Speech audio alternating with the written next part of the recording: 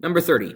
Suppose m is jointly proportional to x and y and inversely proportional to the square of z. If x is doubled, y is decupled, and z is tripled, is the value of m changed, and if so, by what factor? All right. So we need to know what jointly means, and we need to know what inversely means. We learned about variance. We learned about direct variance. We learned about inverse variance. And we learned about joint variance in one of our previous lessons. If it's directly, it would be y equals k x, where k is the constant of variation. If it's inverse, it'd be y equals k over x, where k is the constant of variation. And if it's joint, it's basically like double direct, where you have k times x times z, where k is the constant of variation.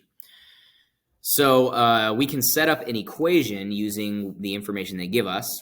M is jointly proportional to x and y. So that's going to give us kxy, and inversely proportional to the square of z. So that means we're dividing by, it does not say the square root. I saw so many people try to do that, and people still continue to do that.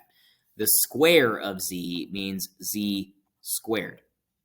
Okay, so this is the equation that we're using. It says if x is doubled, so let's come up with a new equation. This is m1. Let's have m2 to see if m2 is different than m1. So we're going to have k, and then x is doubled, so that would be 2 times x. And then y is decupled, so doubled means times 2, tripled means times 3, quadrupled times 4, and it just keeps going up until you get to decupled. Dec is the prefix, meaning 10, so it's times 10.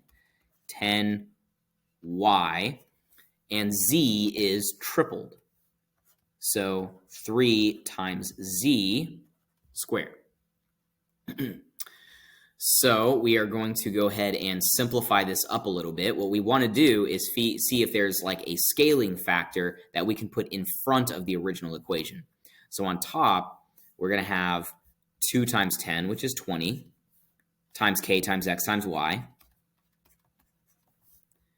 And then on the bottom, we're going to have 3z squared. That's 3 times 3, which is 9, and z times z, which is z squared. So if you look, we've got the kxy over z squared here, but we also have the 20 over 9. Kxy over z squared.